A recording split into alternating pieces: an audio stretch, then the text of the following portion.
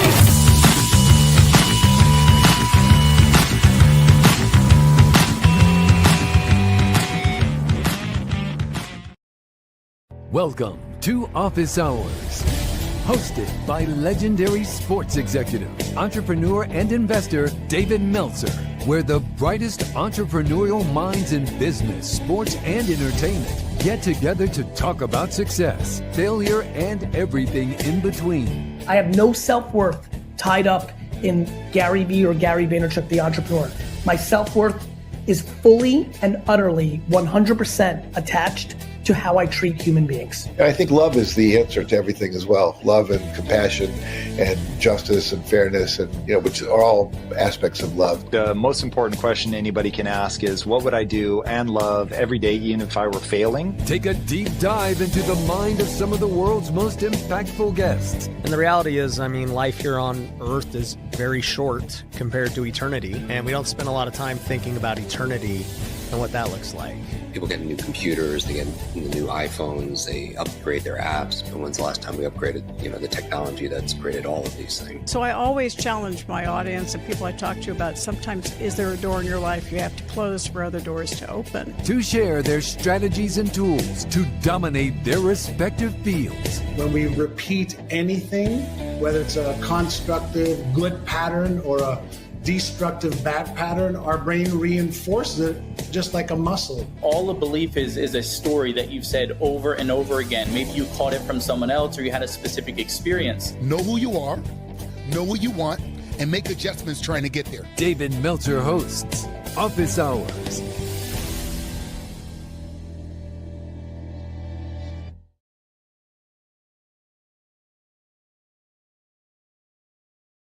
Years. Can you believe that? But welcome to Friday Training, everyone. We're going to talk about how to build a culture today. But go ahead. Before we get started, the Nick of WOM is going to set the room. Go ahead, brother. Absolutely. And happy Friday, everybody. Whether you are joining us online, this, of course, we are streaming everywhere, or here on Clubhouse with the best room and community, the Breakfast with Champions. Today's training topic is going to be how to build a culture. So David is going to guide us for the first 30 minutes and help, share his lessons, knowledge, insights, and stories. And then for the second half, we are going to open it up for Q&A. So, of course, if you're joining us online, please make sure to put your questions in the chat. If you are live here on Clubhouse, please make sure that if you are in the audience, request to join the stage using the hand icon in the lower right-hand corner of your screen. And if you are already on stage, please just put a quick note in the chat that you have a question, and I'll be more than happy to pass the mic over your way. Now, let's get rocking and rolling, David. Of course, invitations, not obligations in terms of the schedule. You'll be in Rhode Island this weekend. And then, of course, to kick off the month of May, we'll be in Phoenix, Las Vegas, and even Los Angeles. So, of course, we will not only invite but not obligate our community as we close out the room. But, of course, if you guys are in any of those locations, just reach out to David directly, as we'd love to have you join us. David@dmeltzer.com. And, of course, you can join the text community to get the reminders, 949 298-2905. Alrighty, David, the mic is all yours, my friend. Guide us for this first half hour, and I will see you in about 30 minutes. I love it, my friend. Well, just a reminder, we would love for everyone to get the guide from today, the exercise from today. So we do create training guides and exercises for all of our trainings. The replays, because I talk fast, are available. So if there's some nuggets, something that resonated with you that you strongly agreed with or strongly disagreed with, go back, give it a listen. David at dmeltzer.com to get the guide and the exercises from today. I'll throw in my book if you don't have that yet as well. I'll pay for shipping in the book, not a problem. Just trying to build this community and empower this community to empower others, as it has been doing as we're rolling through the years together. So please come and join us, and also give a look to our private networking group with thousands of billionaires, millionaires, entrepreneurs, celebrities, athletes, and entertainers. If you want to join a neighborhood of people that are buying from each other and selling for each other, that want to help each other and know people to help each other, our networking group, over 200 different things, free things, paid for things. We went to the Masters, the Super Bowl, the NASDAQ, the Aspire Tour, GITEX Tour, the Web Summit Tour, all of these Sigma Tour, unbelievable opportunities in a range, and we'd love to have you be a part of it. We have a culture, and coming off of the Masters, I thought about the Masters as a culture, and what a powerful culture the Masters is, the golf tournament called the Masters in Augusta, Georgia. A culture, could you imagine any other culture? I don't know any other culture that they can get the highest net wealth individuals to give up their phone for an entire day. The culture it's so powerful. It takes the most wealthy people, and they feel good about giving up their phone for the whole day, and they feel better when they do it. We don't scale by adding more products, people, or pages in the playbook. We scale by amplifying a culture, a frequency, a neighborhood that thinks, decides, and improves when you're not in the room. A healthy culture is an invisible operating system that powers every process, protects every relationship, and perpetuates your purpose long after your name is off the org chart. This guide, this exercise, this training will show you how to architect that culture first, to create the foundation, the frequency, the neighborhood, so every other system, the people, the processes, and the profit, not only survives without you, but thrives, grows, accelerates, and aggregates without you. And the first lesson that needs to be put into place as culture is the capacity, is the shift in the mindset that must take place. A founder-centric mindset breeds dependence. When a narcissist takes over, the centralization of emotion and energy and value and time all is circulating around one mindset that breeds a dependency upon that one person. A culture-centric mindset breeds resilience. It is impossible to break. It is a palm tree in a storm, bending and bending, but never breaking. I've worked with so many startups, and most of them, if not every single one of them, has a period of time where there's a funding crunch. In fact, I can't think of too many startups that haven't experienced a funding crunch. And the one of those startups, they shared we over me culture. And the we over me culture, it rallied and it pivots. And the other ones that are built on the founders' centralized power, charisma, splinters when the leader burns out. And building a culture in this resilience, shifting the mindset away from a founder-centric mindset into a culture-centric mindset is what creates the culture's capacity. That it can't be one individual in a culture. It has to be all individuals in a culture. The we over me culture rallies and pivots while the individualized culture burns out. Culture isn't a line item. It's a lens. It's a lens through which every decision is made. The lens in our culture, in our neighborhood, in our frequency is a lens of productivity. Productivity, how efficient, effective, and statistically successful are you providing value? It's a lens of accessibility, being accessible to others and accessing what you want in an infinite system of information and power and energy.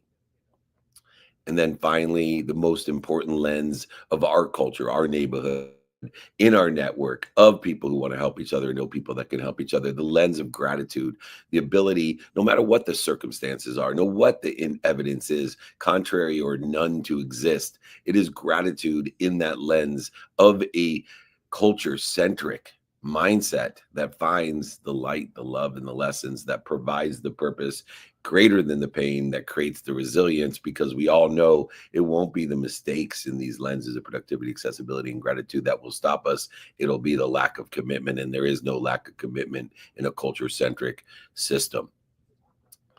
We need to replace mission statement plaques with living culture codes and values, behaviors, and an execution model to guide us in a divine direction, to allow us to see the detours as divine, and of course, manage our expectations within the context of divine time. You need to talk about our origin of where we are today, every time reminding the values, the practices, and the execution model, so every teammate can connect to their why and apply it to the company's why as well. Utilizing the annoyance principle. One of the greatest qualities I have as a parent and as a leader is I'm extremely annoying to people. Why? Because I'm honest and repetitive. My kids hate repetitive. They hate honesty. But that's what creates the culture. Utilizing an auditing of truth and consistency to create cultural alignment with the values, the behaviors, and the practices, with the lenses of productivity, accessibility, and gratitude. And if it contradicts your values, your behaviors, your practices, or your execution model, then change the policy, change the culture. Utilizing a founder-centric mindset is not going to get you there. It may get you up, it may get you back up, it may get you started, it may get you back started, but it ain't going to get you there. A culture-centric mindset will breed the resilience and the commitment necessary, and the values, practices, and execution model to facilitate getting you to where you want to be in the divine time in which you will be there, allowing that divine direction and the divine detours to protect, promote, love, and protect us. The second lesson in building a culture beyond the culture-centric mindset shift is the 3 pillars of culture, and utilizing the 3 pillars of culture first to utilize a self-sustaining business. The first is purpose over personality. Personality fades, purpose compounds. I'm going to repeat that. Personality fades, purpose compounds. I was working with Patagonia, and their culture is one of an environmental ethos driven with loyalty far beyond the product, services, and solutions that they have, the specs, or even the founder's lore. The purpose at Patagonia is clear. The culture itself is the policies that create the why and apply it to the relationships that exist within the context of internal and external business. Understanding if we can boil our purpose into one sentence, everybody can recite, like making a lot of money, helping a lot of people, or having a lot of fun, empowering others to empower others to be happy. If you live the mission, the commissions will follow. You should take time every single meeting and have meetings to build the culture with a purpose spotlight, a reminder, a remembrance, a recollection of the values gratitude, empathy, accountability, and effective communication, a reiteration of the behaviors and practices of knowing your what the company wants personally, experientially, giving and receiving, who the company can help and who can help the company, the how, utilizing the lenses of productivity, accessibility, and gratitude, so that the company itself, the culture itself, will prioritize at all time what is important to them and do it now. 100% of the things you do now get done, and 100% of the things you do next get done. Get rid of the two interferences of most cultures, being overwhelmed and procrastination. Utilize the execution model to effectuate capturing options, opportunities, and touches of favor, distributing them internally and externally, prioritizing the ones that are for you and deciding at that time, according to the circumstances of the day, the time, value, and emotion, what is most important to you to prioritize and what you should redistribute internally or externally. Utilizing your network, which is why we create this neighborhood, this culture, this network of people that want to help each other, know people that help each other, that buy from each other and sell for each other for life, creating resilience, sustainability within a purpose-driven culture, not personality-driven culture. Purpose is based off of your values, your practices, and your execution that are done in a consistent, persistent manner every single day, 7 days a week for a minimum amount of time, the incremental proof of certainty of the future. Your journey is only determined by when your heart starts and when it stops. It's divided by one future certainty, the only future certainty of 24 hours incremental time that you should use in 3 different ways: non-negotiable behavior, driving the values, and execution. Hybrid negotiable behaviors that take into account the circumstances only to define when I do it.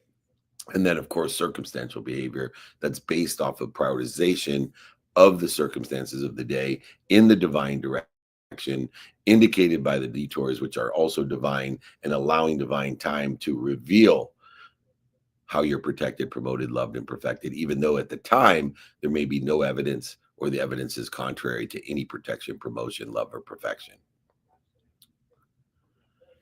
The second pillar, beyond the purpose over personality, is empowering people over controlling them.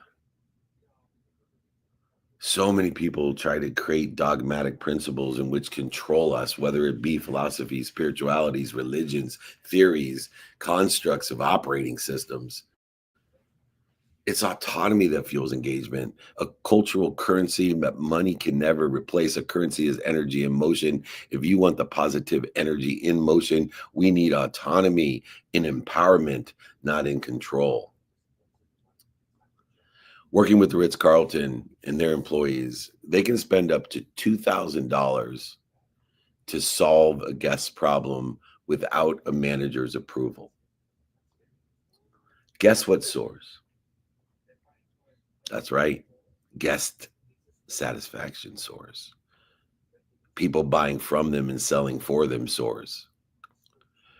Would you rather spend $2,000 on a video for a follower? Or would you rather invest $2,000 in a current guest who has a problem and solve it? Creating great joy for both parties and those who witness it. Creating the unbelievable impact of effect of this exponentiality of this neighborhood of people buying from you and selling for you for life. That's why every Ritz-Carlton employee can spend up to $2,000 to solve a guest problem without a manager's approval. Do you institute these type of empowering behaviors, or are you trying to control the mechanism and interfere with the truth?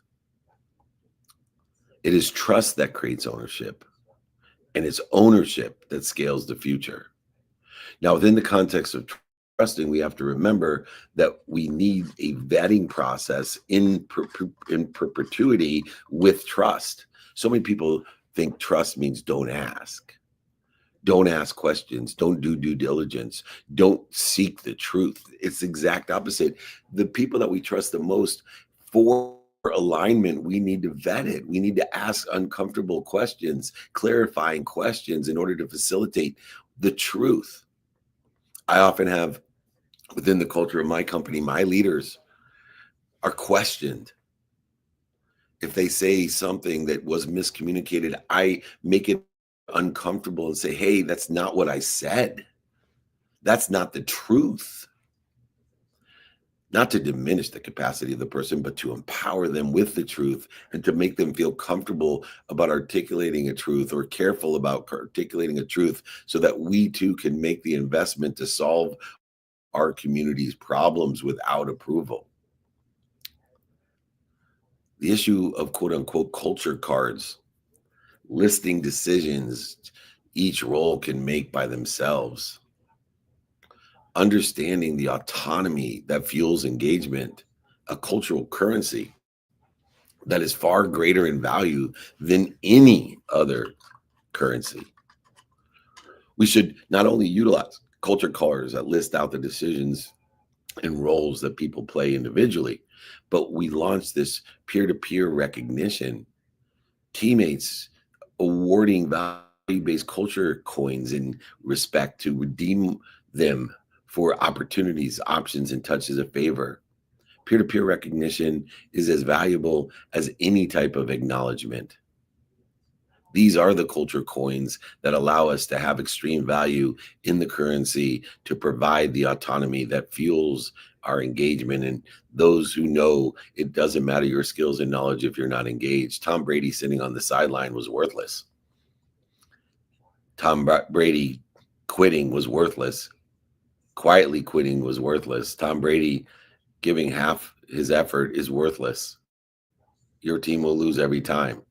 But an engaged Tom Brady, an empowered Tom Brady, fuels more Super Bowls than any other team has ever experienced. We should be replacing annual periodic reviews with a two-way culture check-in, focused in on the values, the practices, and the execution model in order to facilitate the empowering people over controlling our teams. The third pillar, beyond purpose over personality and empowering people over controlling teams, is the systemization that can protect the culture, not create it. Systems can scale behavior, and without them, a culture will drift. Systems should protect the culture, not create it. When I was working with Netflix, we quote unquote worked on freedom and responsibility. And looking at Netflix Freedom and Responsibility deck, it codified how decisions got made and keeping startups agile at a global scale. The key insight that I got by working with them in the Freedom and Responsibility decision-making process of how agile such a huge company could be was that they documented, they captured their systems. They looked for clues and patterns and made better choices in order to scale behavior. Positive behavior, identified a behavior as aligned with where they wanted to be or better. Negative behavior defined if that was interfering with their potential in a shareable system. This was the culture's muscle memory, documenting, capturing, modifying, amplifying, and perpetuating a system that protects their culture based off of the values, practices, and execution model that was clearly defined and aligned. We need to embed values, practices, and execution in every SOP header. This procedure will support our value of radical transparency, automating low value tasks so humans spend more time living cultural values, creativity, service, learning, etc. When we automate our lower value tasks, this is a great example of AI, making humans more humans. Take from 0 to 1 away, and 1 to 100 is easier, faster than it's ever been because it takes more time from 0 to 1 than 1 to 100. And automating these low value tasks that are necessary to be utilized and scaled over time take away from being human and being humble, humility, the tranquility of being human. You can create scores, you can create dashboards, you can track participation, engagement in rituals, recognitions and engagement, productivity, accessibility, and gratitude. You can bonus and incentivize people by these as well. These 3 pillars of culture will create a self-sustaining business, protecting your culture. The next lesson is firing yourself and others without firing the culture. So many businesses I've had so successful have had to go through me firing myself and others. Turnover is inevitable. I was talking to the founder of a huge real estate company, one of the biggest in the world. Excuse me, I got to eat my breakfast. I said, what's the biggest mistake you've made in 40 years? You have a multi-billion-dollar real estate business. What's the biggest mistake? He said, I had no turnover in my executive career, 26 people. No turnover. I thought about that. Wow, that's impressive. He said, biggest mistake. Because cultural continuity is optional. Choose continuity. Continuity requires time, value, and emotion changing. When I was working with Zappos, they offered $4,000 to new hires to quit after onboarding. Those who stay strengthen the culture. I thought that was great. Think about it. After you hired someone, you offer $4,000 to them to quit after onboarding them. What a great thing to do. Never fire the culture. Enforce the culture. Have them make an investment in the culture. Have them identify the value of the culture and the opportunity. What a great thing to do. The goal isn't zero attrition, like my friend, the leader of the world's biggest real estate agency. It's zero culture erosion. I'm going to repeat that again. Your goal isn't zero attrition. It's zero cultural erosion. Build deep role coverage and deep culture champions per team. Conduct cultural extra interviews to capture lessons and stories, to shore up the gaps, to make sure that your culture is strengthening itself. Maintain a cultural bench of external talent already aligned with your values. Have internship programs, have meetups, holding courts, have all types of curated rooms, from VIP dinners to groups to all types of curated, guaranteed value opportunities for people, so that you have a cultural bench. Utilize these cultural champions, the cultural exit interviews, and the cultural bench in order to facilitate the ability that we want continuity. Zero attrition isn't our goal. Zero erosion is. The next lesson is the tools and the rituals for daily cultural reinforcement. Once again, in the consistent pursuit of our potential, we need to have daily cultural reinforcement.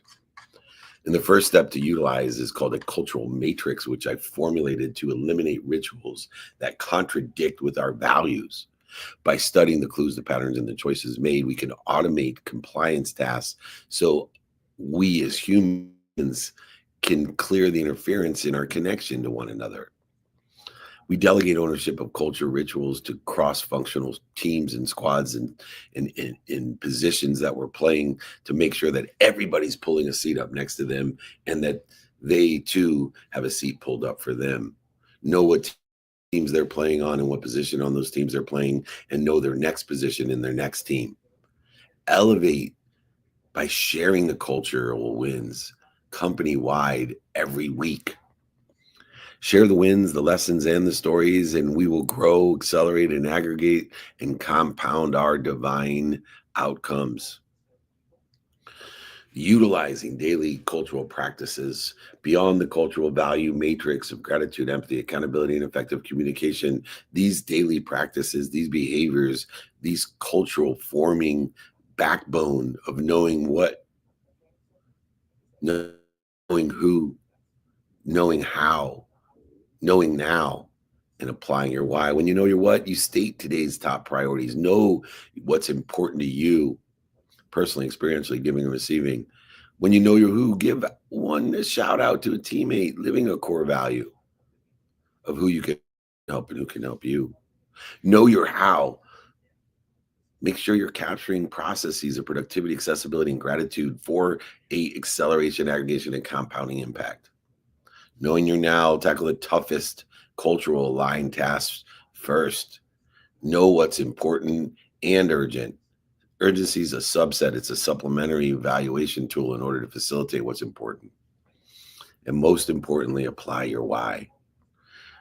Identify how you react to the fear. Shorten the distance of resistance through utilizing the culture for wisdom, but also faith when there's no evidence or the evidence isn't clear or even contrary to where we want to be. Make sure we're noting how we advance our mission, and the commissions will follow. Use the tool of Cancel, Clear, Connect. Cancel the inputs of what we do, say, think, feel, and believe. Cancel them. The culture works only if we enforce it. Clear the emotions by breathing and reflecting.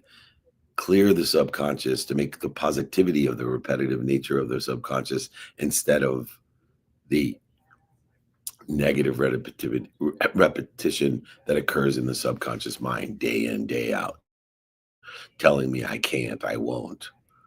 Looking at what I don't have, what's missing, what other people want from me. And then clear that connection back to trust in people and purpose.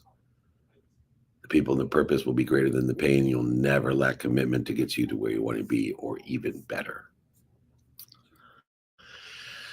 The fifth lesson, from founder to free. Culture is a legacy. It's its own legacy. It's its own energy. Freedom. A lot of people tell me, well, what is money? Money is freedom. No, it's not. Trust me.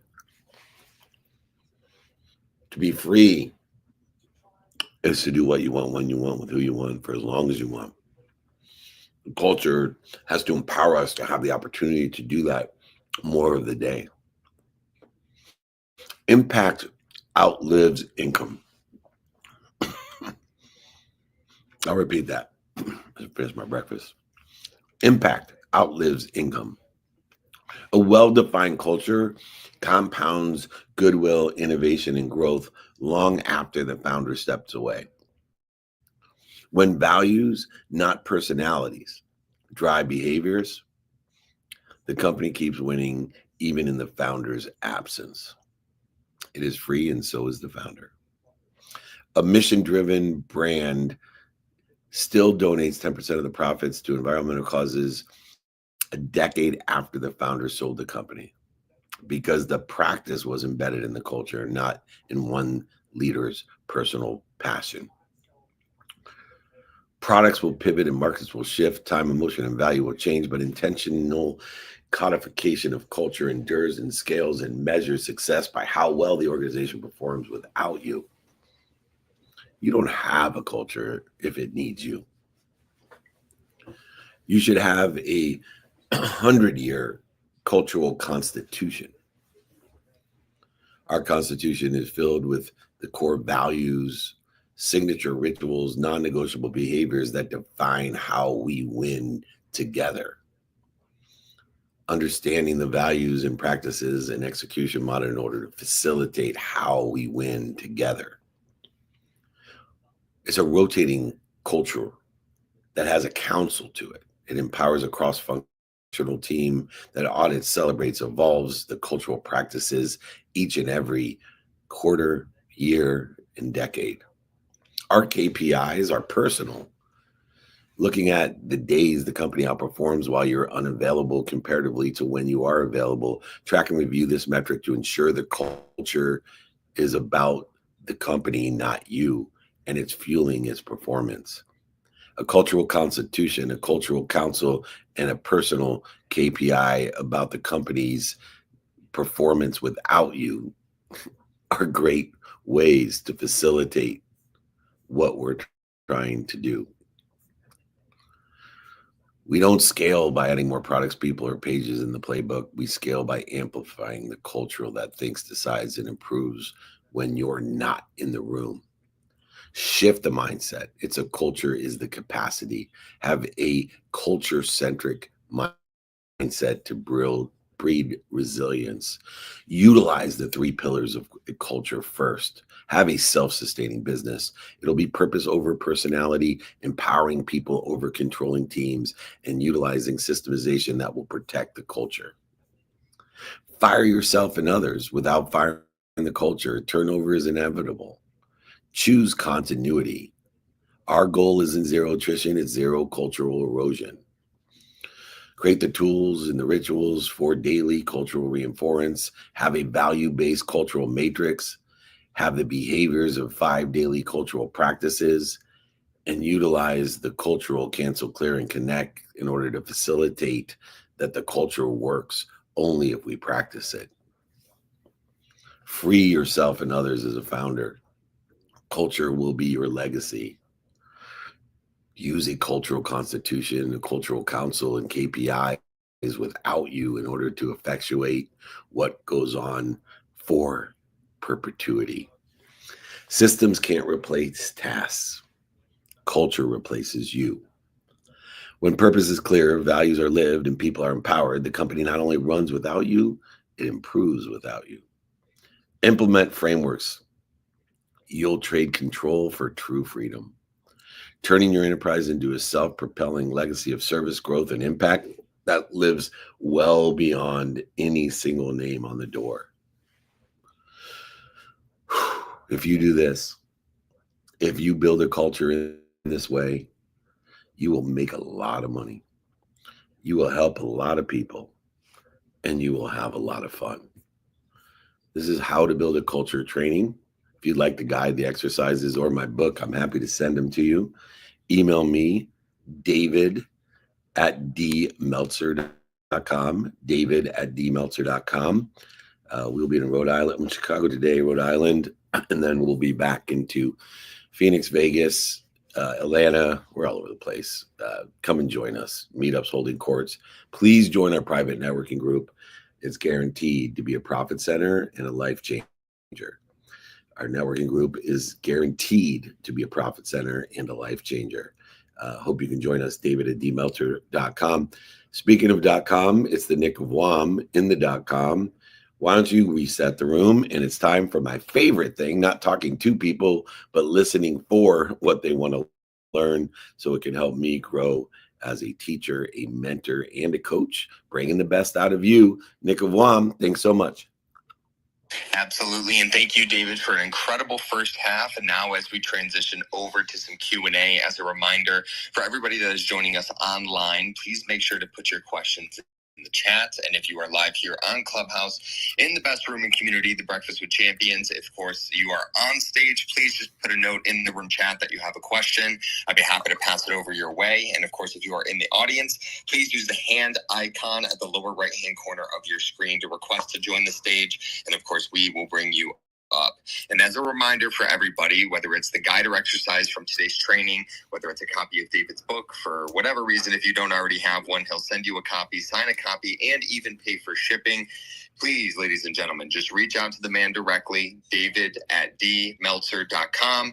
And if you'd like the reminders on where David's going to be, whether it's Chicago today, Rhode Island, Las Vegas, Phoenix, Los Angeles, Atlanta, I can go on and on, but David and I need the text reminder more than anybody because it keeps us on track. So join us with the text community, 949-298-2905. Now, with that said, David, we have an abundance of questions, both live here on Clubhouse as well as online.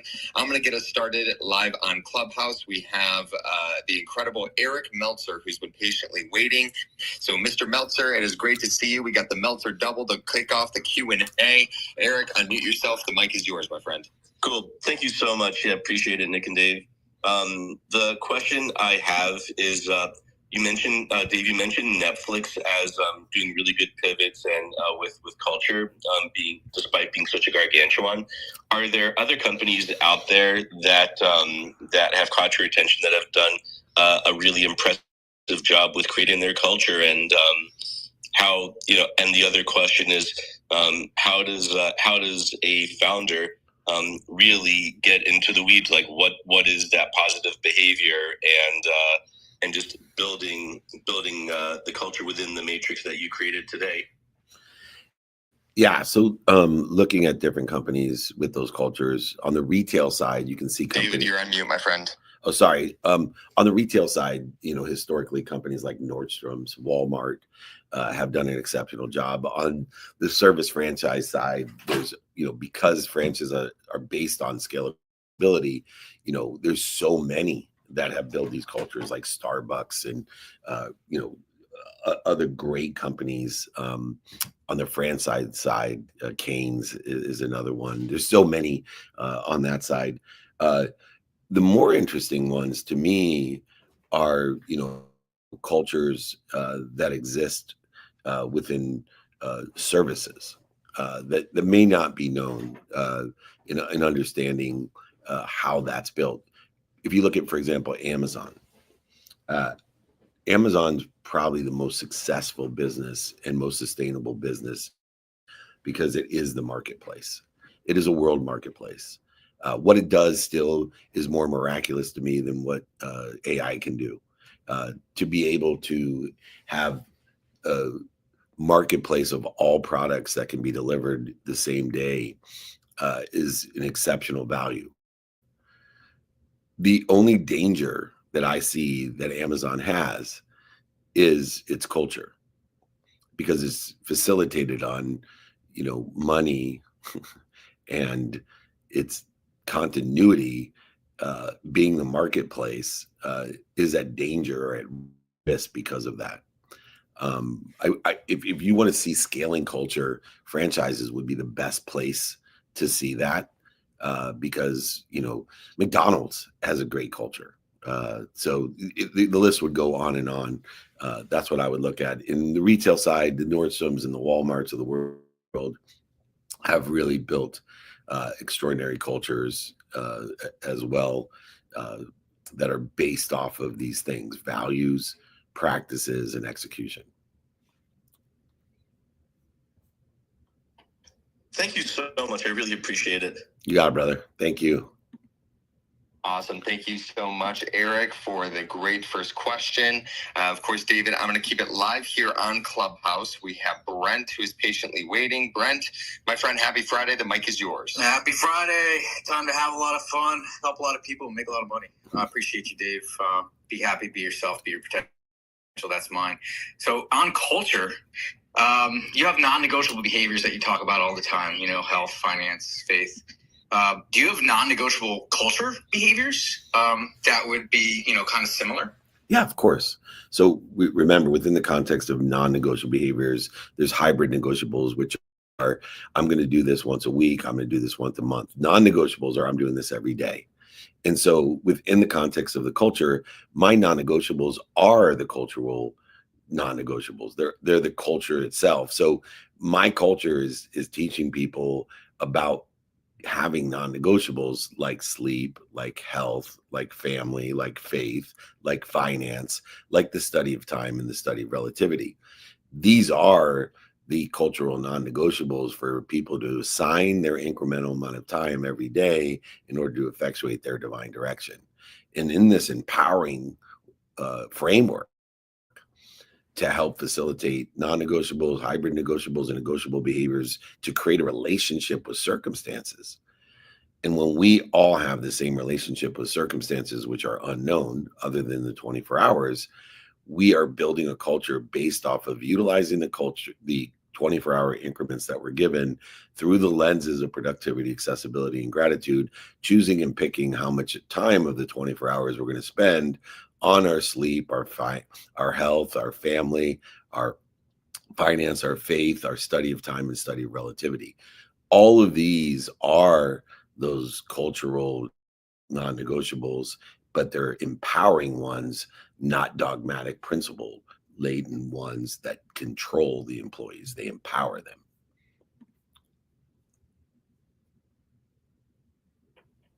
Thank you, David. Thank you, Nick. Thank you all. Thank you, brother. You got it, my friend. Thank you. Awesome. Now, David, I want to make sure, because I know last week we didn't show enough love to all of our friends online. So let's make sure we go ahead and take the next question online, and then we'll come back here to Clubhouse. Do you have one that's already sticking out to you? Or if not, I have a question here from Michael James that I can go ahead and read out for you. Oh, just go ahead. Yeah, fine. Okay, beautiful. So Michael James is asking, all of these companies have employees and the ability to pay wages. How do you get money to pay people? So how do we get money? There's multiple ways to get money, but to build a system, we need to stimulate interest, transition that interest, share our vision by articulating a quantitative value to exceed what we're asking for. You see, if you can articulate a quantitative value to exceed what you're asking for, you then will have a high statistical success to facilitate the go, no-go plan of receiving that money, notating that 80% of business is receiving the money, collecting the money, not just sharing a vision. The more people that we stimulate interest with, the more people we'll be able to transition interest with. The more people will be able to share a vision, the better we'll become at articulating a quantitative value to exceed what we're asking for, and the more money we will collect, all not only because we have a system that scales within the culture of making more money, helping more people, and having more fun, but we're more rehearsed in it. We're more practiced in it. The more we practice, the better we'll get, the higher the statistical success of what we do and how we become better at it. So within the context of the 5 to Thrive, stimulate interest, transition interest, share a vision, manage and develop a vision with the go, no-go plan, and thrive. And I will be happy to send the 5 to Thrive system to anyone for free with the guide exercises from today. So if you want to learn how to make a lot of money, help a lot of people, and have a lot of fun, and build a culture of making a lot of money, helping a lot of people, and having fun, let me empower you to empower others with the 5 to Thrive system in order to facilitate that for you. I'd be happy to send you that. Again, all you got to do is email me, david@dmeltzer.com. And that is at its core, the mechanism, the engine, the machine that allows everyone to live in this abundant world of more than enough of everything for everyone. You just have to practice getting people to call you back, transitioning it, articulating a value to exceed what you're asking for, creating a plan to collect the money, and get people to buy from you and sell for you for life and thrive. Awesome question, Nick. I appreciate that. Go ahead. Should we take another one online, or do you want to go back to Clubhouse? Yeah, let's go back here over to Clubhouse as we have the incredible Colleen who is patiently waiting. Colleen, happy Friday. The mic is yours. Feel free to unmute yourself and ask away. Thank you. Happy Friday, everybody. Dave, the impact. Easy for you to say. Well, I've got a beautiful baby, and everything is going really well this morning so far, and I have just loved the training. So nice. So far so good. The lesson about the impact outlives the founder. I love that, because you have a really great lesson in training about scaling your business. And one of the things that you utilize is that learning component. And it's not just about making sure that the employee or the community member is going to grow with you, but it's also to make sure that they're, aligned with whether it's the culture or the frequency of the neighborhood. And so just wanted to kind of talk through that scaling portion of the business, because I think it really applies to making sure that people are aligned with the culture as well. Yeah, there's a question in there somewhere, so I'll try to get it. Hopefully I'll answer it, because there's a great stream of consciousness that I'm trying to depict what exactly to address.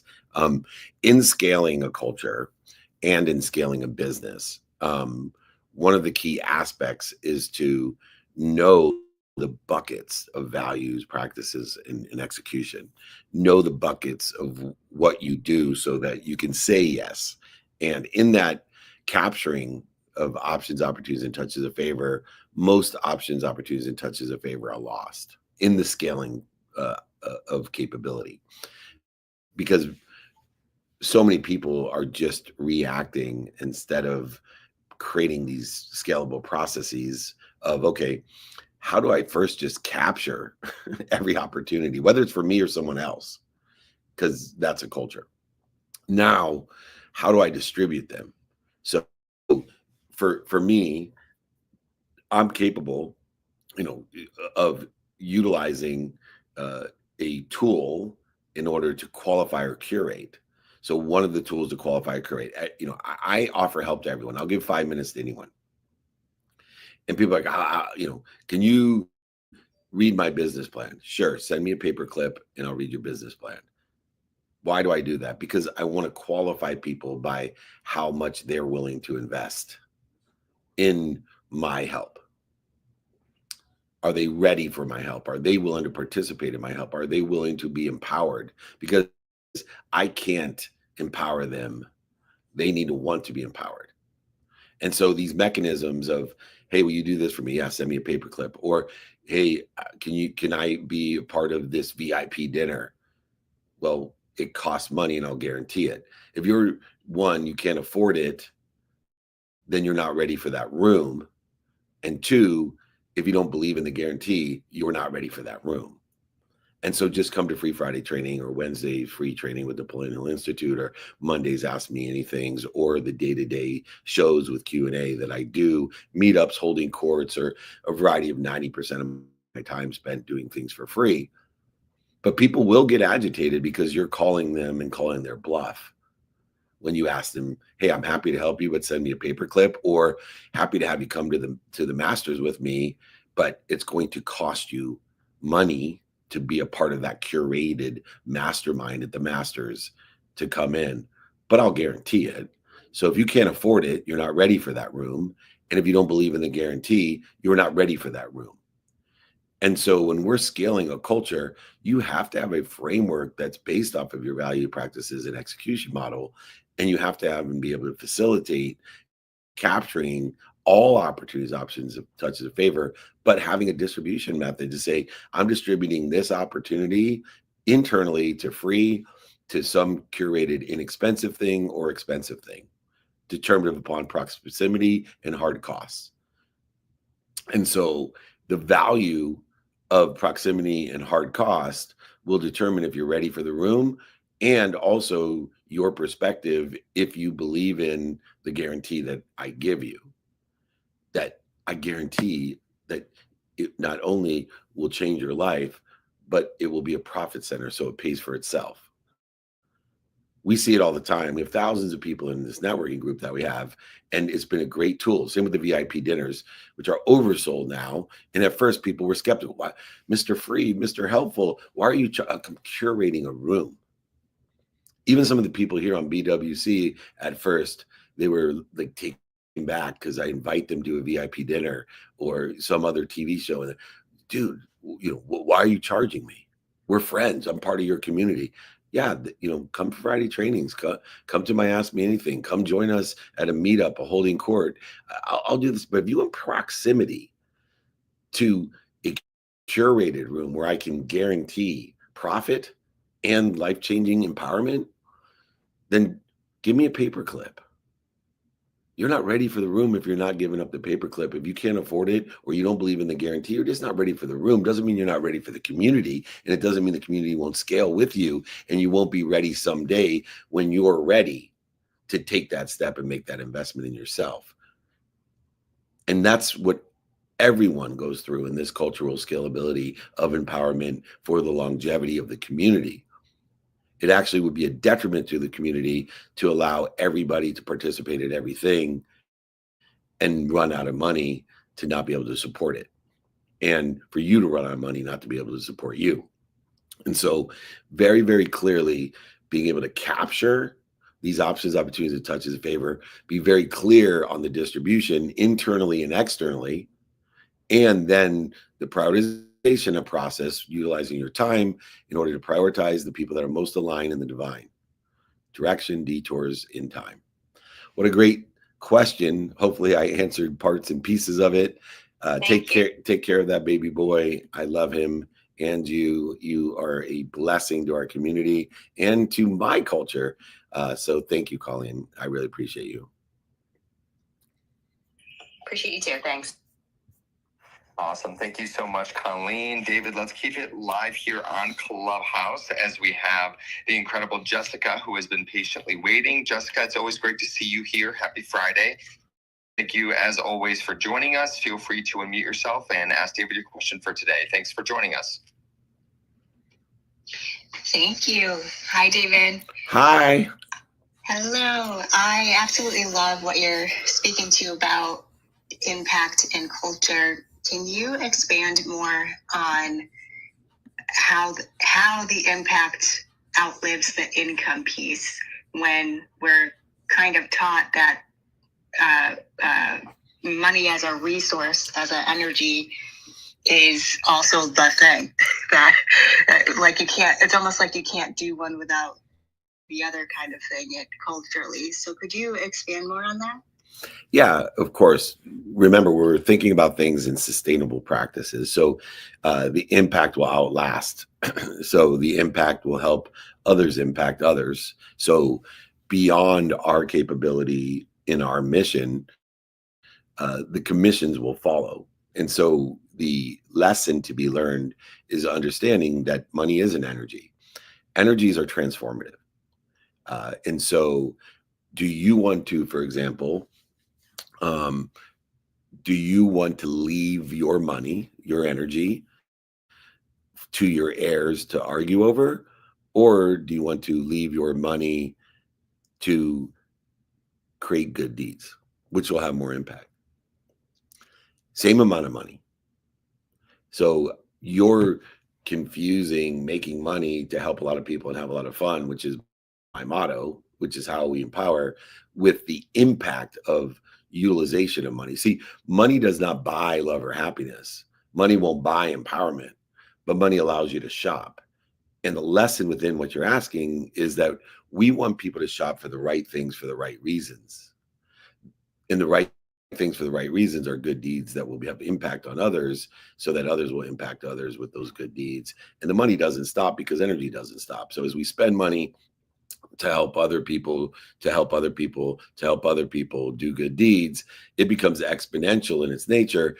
When we divide our money and fight over our money and create interference with our money, when we spend things buying shit we don't need to impress people we don't like, that has no impact, and that does not live very long.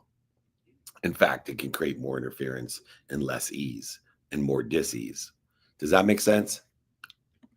Yeah, absolutely. It's kind of like you reverse engineered it. There's the OCD. There's the OCD in me. Take the most spiritual things of all and put some sort of pragmatic framework. Modern day Napoleon Hill. That's the way I like to look at it. But thank you. Yeah. Great.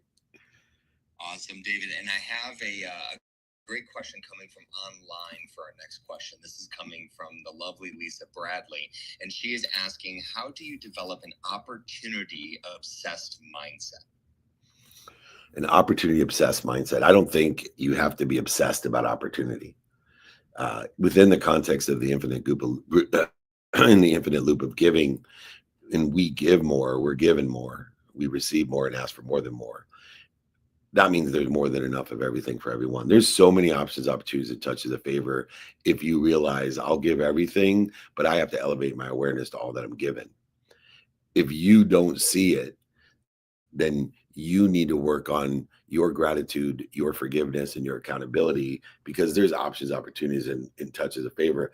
Most people get overwhelmed because they don't realize they're abundant. Most people get overwhelmed because they have more than enough to do, more than enough options, opportunities, and touches of favor. They just don't know how to prioritize it because they're not utilizing the what, the who, the how, the now to apply their why. And so they're spending too much time in reaction of fear to interfere through the process of being overwhelmed, worried, anxious, frustrated, separate, inferior, superior, guilty, resentful, all these different things that create the interference between them and the unlimited options, opportunities, and touches of favor. We should be focused in the execution of abundance, of being able to capture all of them, distribute them internally and externally to be of service and of value to others, and prioritize the ones that we have and then redistribute the ones that we can't handle, because we are stuck in an incremental time frame of 24 hours.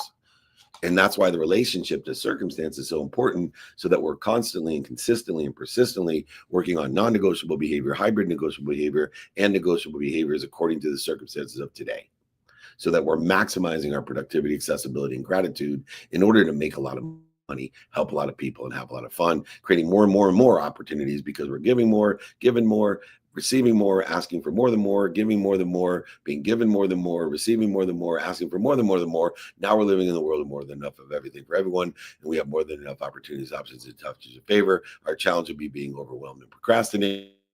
Therefore, we have to use the values we have of gratitude, empathy, accountability, and effective communication to practice the what, the who, the how, the now, and applying our why in order to again apply the execution model of capture, distribute, prioritize, execute, or redistribute. It's a simple framework, which I'm happy to send to everyone so that you can practice it. I can flow like this all day long because I've been doing it for 18 years. It has evolved as part of me. And I've taught people, and it doesn't happen overnight. I have to be annoying because I have to be honest and repetitive to people and annoy them. And so being at my essence, being able to have the people who will think too highly of you and those people think too lowly of you with no consequences in what I'm teaching, because it's just a framework for you to modify and amplify in your own divine direction, not mine. So please realize this infinite loop of giving, that there is more than enough opportunities, options, and touches of favor. It's what you're doing to interfere with them. Great question. All right, Nick of WOM, we are going to close out the room, my friend. I want to remind everyone to join us for free on our trainings, our meetups, our holding courts. We're going to be in Chicago today, Rhode Island. We're going to be in Phoenix, Vegas, Atlanta, LA. We're all over the place. We got TV shows, podcast shows. Come and join us. Our private networking group. If you are someone wants to be part of a curated room, guaranteed to change your life and to be a profit center, then join us. If you can't afford it, you're not ready, come to the free shit. If you don't trust the guarantee, then don't do it. You're not ready for the room. Join us for free where there's no risk. I get it, but please participate, collaborate, and coordinate with us. This is a higher frequency. It's a neighborhood of people that want to help each other and know people that help each other. But you got to email me, david@dmeltzer.com, david@dmeltzer.com. Nick of WOM, close out the room. Absolutely. Thank you, everyone. We appreciate you. If you want to be invited to the 200 cities we're in this year, all the different things, the biggest sporting events and award shows and all types, NASDAQ, all types of cool shit, masterminds and meetups and holding courts and VIP dinners. If you want to learn, if you want to be part of our tours that we're on, not only email me, david@dmeltzer.com, but text me, 949-298-2905. You will be invited to everything. Invited, not obligated. If you're offended or obligated when you get an invitation, do not join my text community. These are only for people that want to be invited, and when they're available, not feel obligated to come and join with all the free shit we got going on and the curated shit we got going on. We'd love to have you. Please email me or text me. Most importantly, be more interested than interesting. Be kind to your future self. Do good deeds. We'll see you later. Welcome to Office Hours, hosted by legendary sports executive, entrepreneur, and investor David Meltzer, where the brightest entrepreneurial minds in business, sports, and entertainment get together to talk about success, failure, and everything in between. I have no self-worth tied up in Gary Vee or Gary Vaynerchuk, the entrepreneur. My self-worth is fully and utterly 100% attached to how I treat human beings. And I think love is the answer to everything as well. Love and compassion and justice and fairness, and which are all aspects of love. The most important question anybody can ask is, what would I do and love every day, even if I were failing? Take a deep dive into the mind of some of the world's most impactful guests. And the reality is, life here on Earth is very short compared to eternity, and we don't spend a lot of time thinking about eternity and what that looks like. People get new computers, they get the new iPhones, they upgrade their apps. But when's the last time we upgraded, the technology that's created all of these things? So I always challenge my audience and people I talk to about sometimes is there a door in your life you have to close for other doors to open? To share their strategies and tools to dominate their respective fields. When we repeat anything, whether it's a constructive good pattern or a destructive bad pattern, our brain reinforces it just like a muscle. All a belief is a story that you've said over and over again. Maybe you caught it from someone else or you had a specific experience. Know who you are, know what you want, and make adjustments trying to get there. David Meltzer hosts Office Hours.